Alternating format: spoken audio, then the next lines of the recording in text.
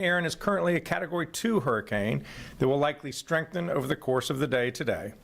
The storm remains dangerous and is already impacting lots of people here in North Carolina. Folks on the coast need to take care. Based on the current forecast, we are anticipating coastal flooding from massive waves, tropical storm force winds, and tidal and storm surge for much of the state shoreline, especially the Outer Banks, from this evening through Thursday. Life-threatening rip currents for most of the week. No one should be in the ocean. And extensive beach erosion along much of the coast. Local states of emergency have been declared in Currituck County, Dare County, and Hyde County. Mandatory evacuations are in place for Ocracoke and Hatteras Islands. If you are under an evacuation order, take action now before it's too late. You can find shelter at the state-operated disaster shelter located at 113 Wilcox Street in Warrenton, North Carolina. Pets are allowed at the shelter. I want to thank Warren County Emergency Management for hosting the shelter guests and the General Assembly for helping to fund it. Yesterday, I declared a state of emergency across North Carolina to facilitate our emergency response and to keep you safe. This statewide state of emergency enables us to send critical resources from across the state and around the country to respond. We've activated a cross-agency storm response that includes the Department of Public Safety, the Department of Transportation, the North Carolina National Guard, the State Highway Patrol, and many local partners. Our state emergency response team stands ready to quickly and decisively respond to any needs along the coast.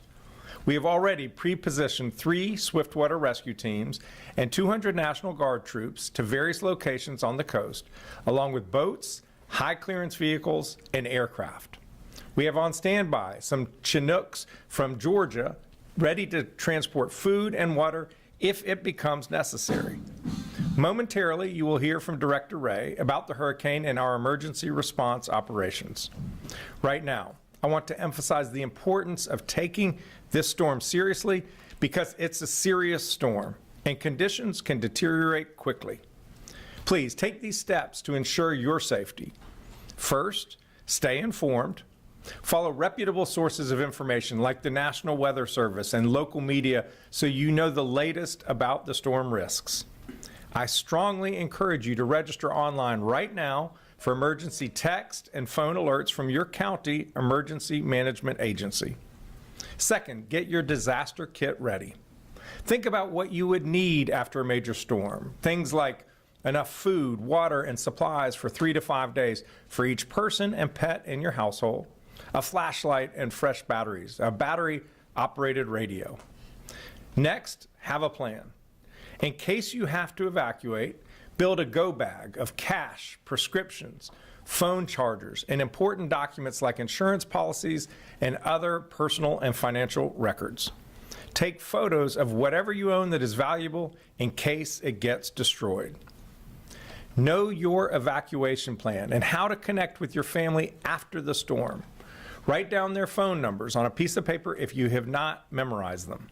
Visit knowyourzone.nc.gov for more information. And finally, do not drive through flood waters.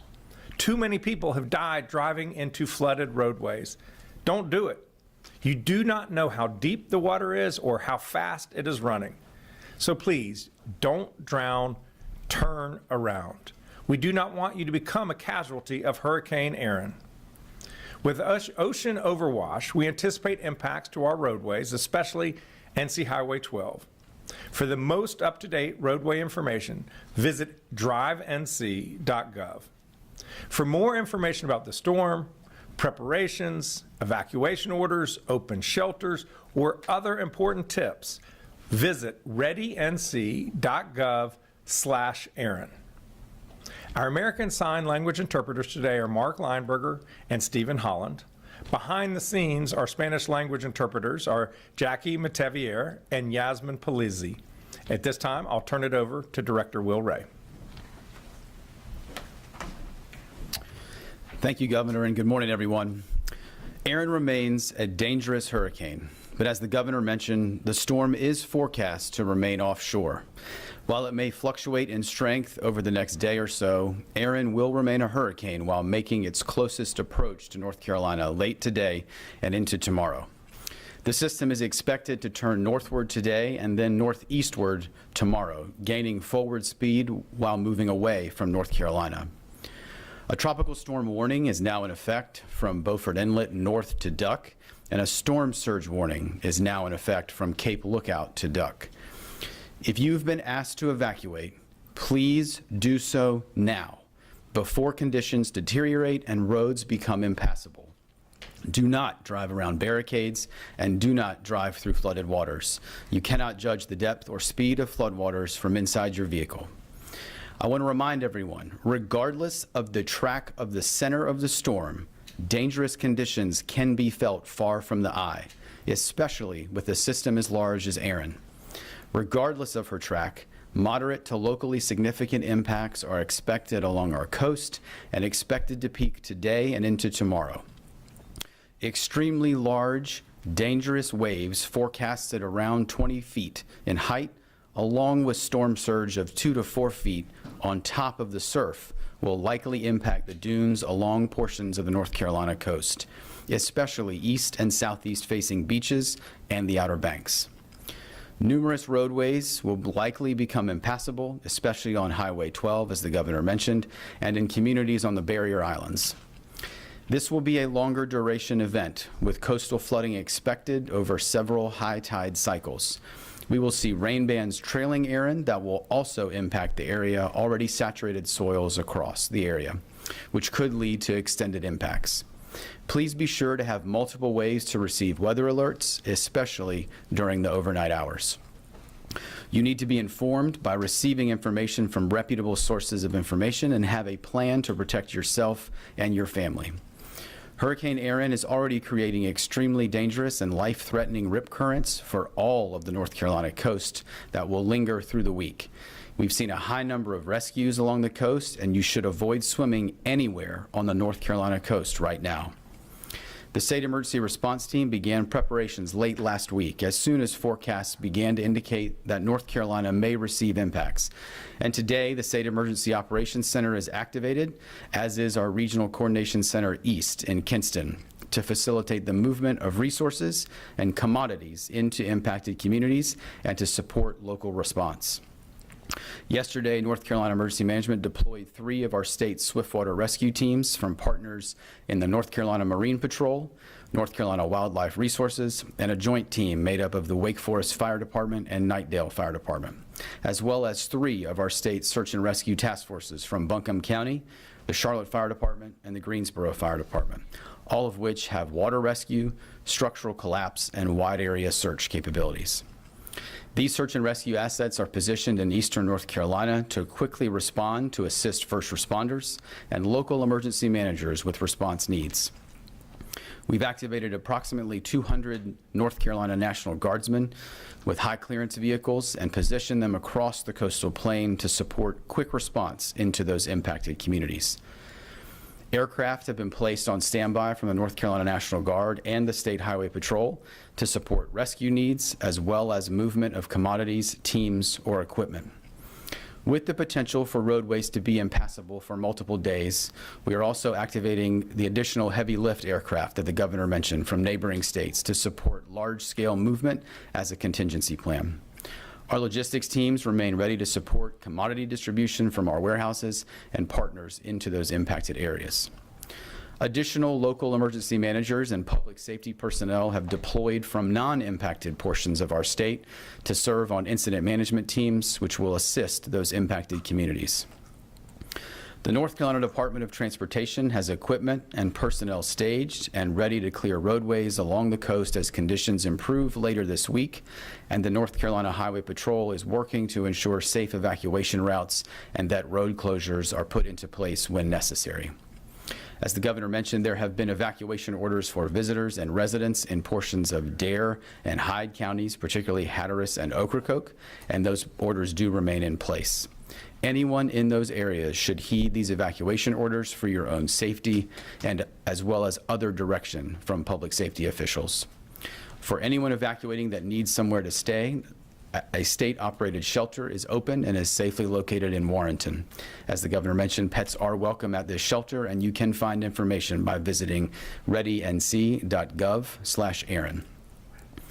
Finally, I want to mention that while all eyes are on Erin and its impacts to our coast and those communities, North Carolina emergency management personnel and our local emergency management partners remain also focused on facilitating recovery efforts across western North Carolina. The Joint Recovery Office remains open in Asheville without interruption, as are the multi-agency recovery centers, which have served over 6,800 Helene survivors to date. Areas in our central part of the state have also recently experienced impacts from Tropical Storm Chantal, and those disaster recovery centers remain open in local communities that were impacted. State individual assistance is available to those Chantal survivors while we await a decision from the federal government on North Carolina's request for a major disaster declaration for public assistance, which would provide additional recovery resources to those impacted communities and our state. Please remain informed and have a plan to protect yourself today, tonight, and tomorrow if you are along our coast. I continue to be incredibly proud of the partnerships of our state emergency response team, public sector, private sector, nonprofits, and volunteer agencies at all levels, working together to support the 10.8 million North Carolinians we all serve. Together, we are stronger and more resilient. Thank you, Governor. Will. At this time, happy to take questions from the room to any of the participants on the stage. Please just go to either side to ask your question. Thanks, Governor. Laura Leslie with WRAL. We reported yesterday that we're still waiting for hundreds of millions of dollars, I gather, from aid from FEMA. Can you talk about whether that's going to impact our ability to respond to Erin? And, has the federal government been a good partner in getting ready for this hurricane season? Well, I want to acknowledge and express my appreciation to FEMA and the Department of Homeland Security.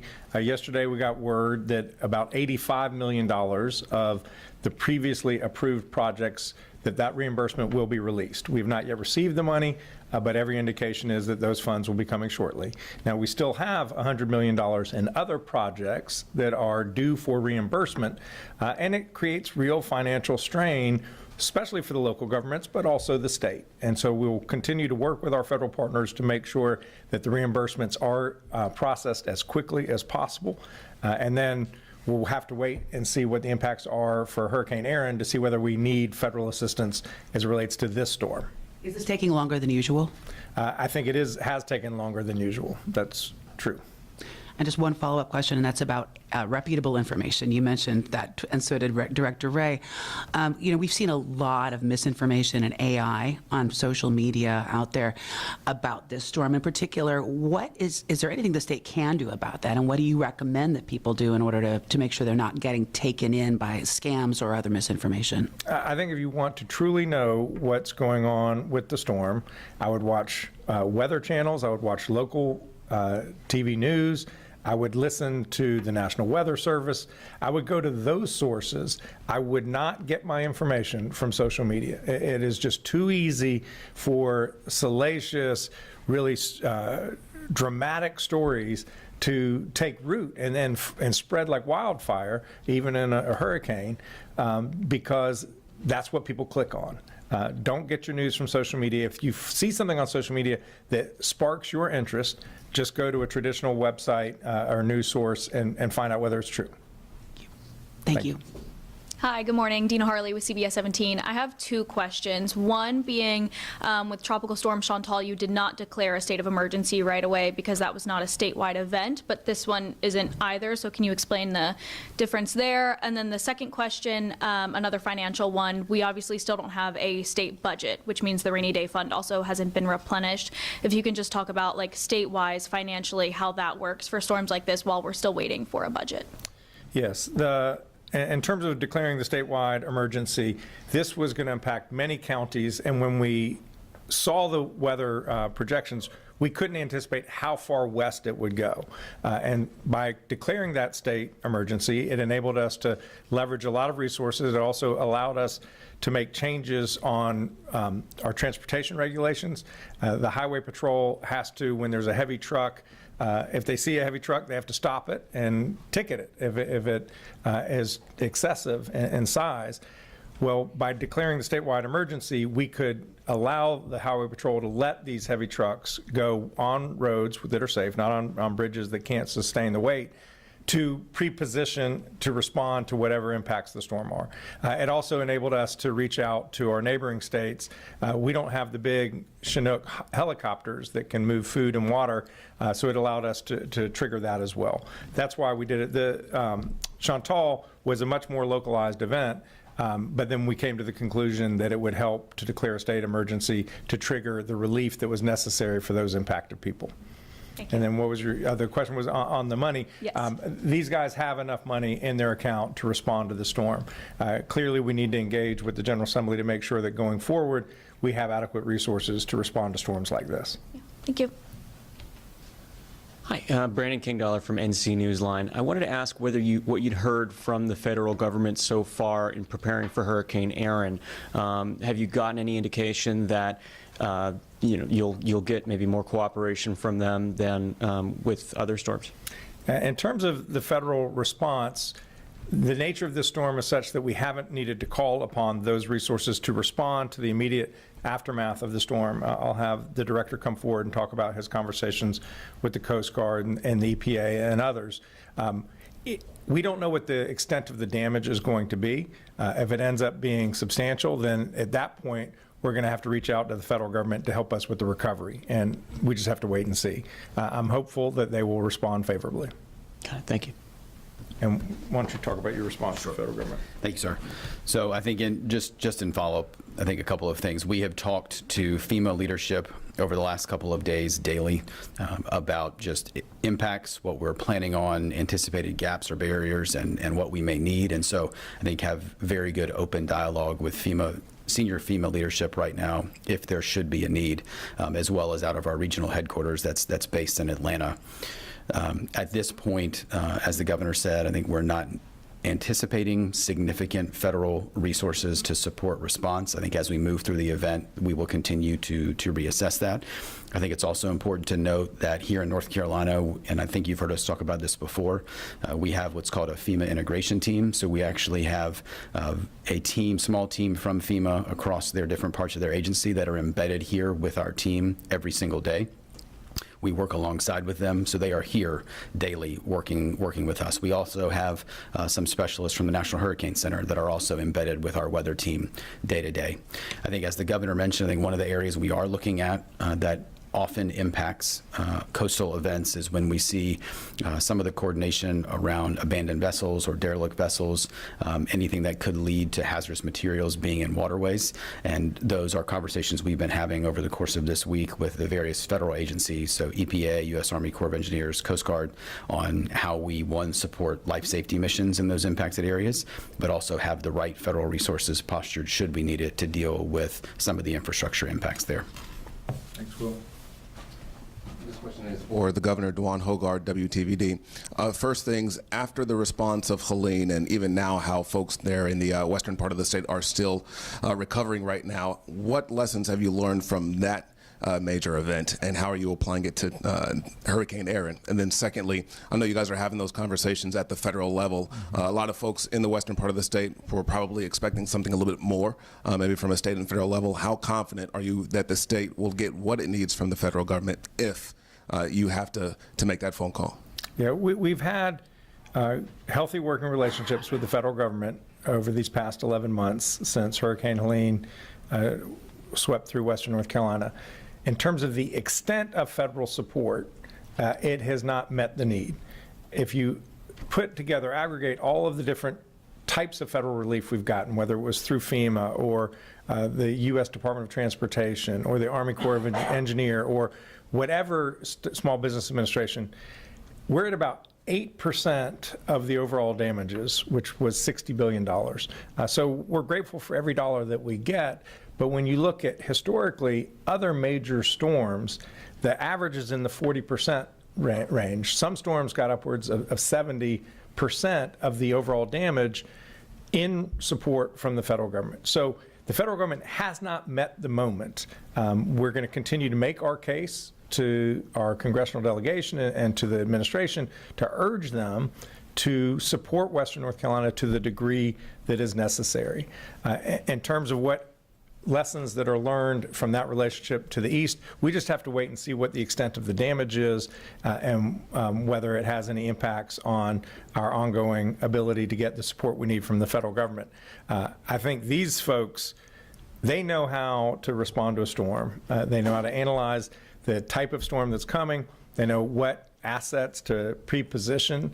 There are 4 different sites in eastern North Carolina where there are National Guard troops. There are the swiftwater rescue teams from other local government agencies and from state agencies that Will referenced. And so I have every confidence that they know what they need to do in order to respond to what's going to happen this week in eastern North Carolina. Are you expecting anything different from the federal government? It remains to be seen. I mean, we've gotten good response from our congressional delegation. They've been helpful at every step of the way. We now are at the next stage, which is we need a lot of help for Western North Carolina, and we hope that that funding will come. Thank you.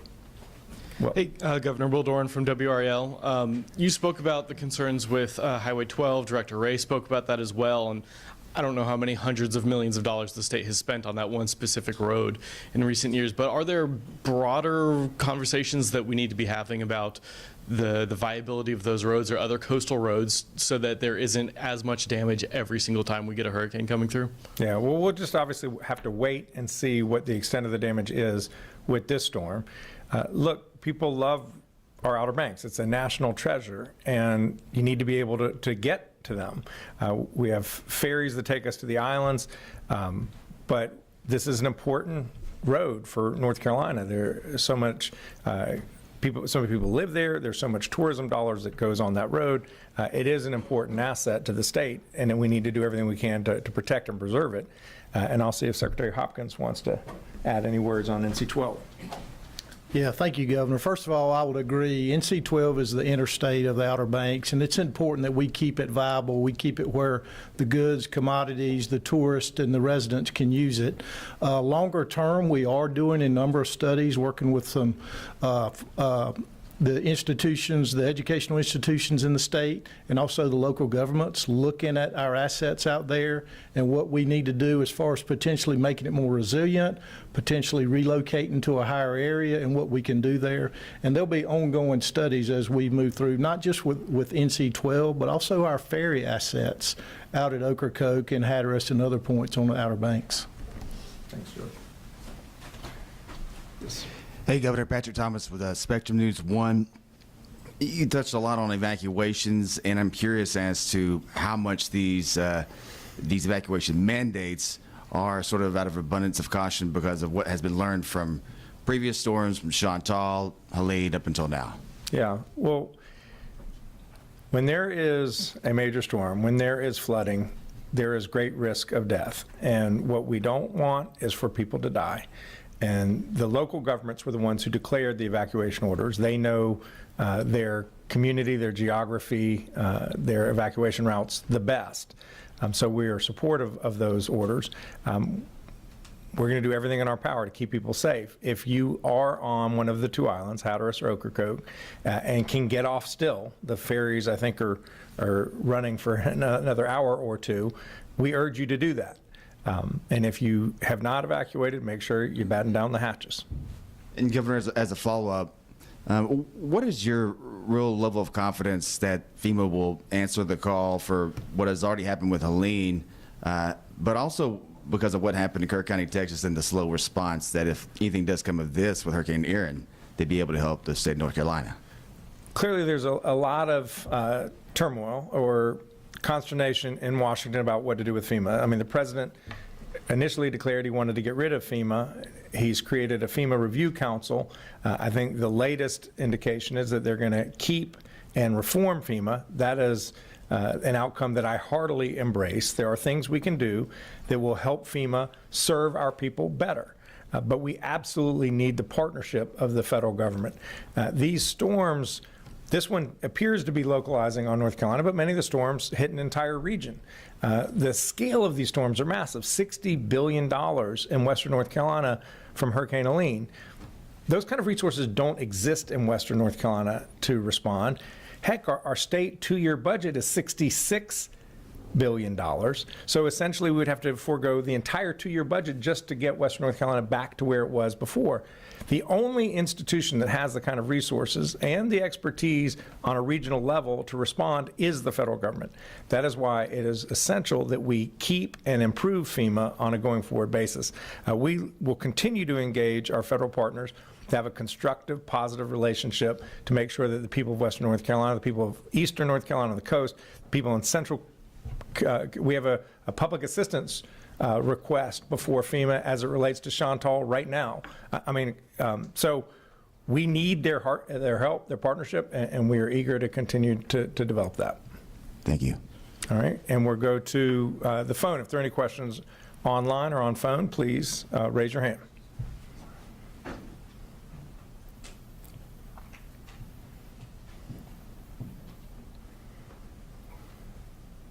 Zachary Turner, you raise your hand. Please unmute yourself and ask your question.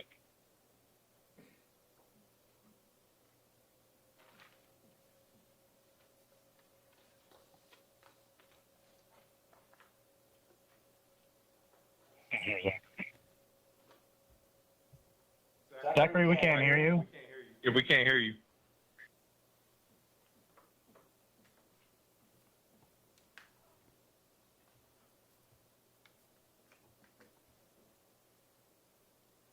Are there any other questions?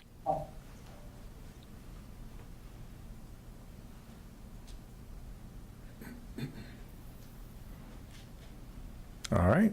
Thank you all for being here.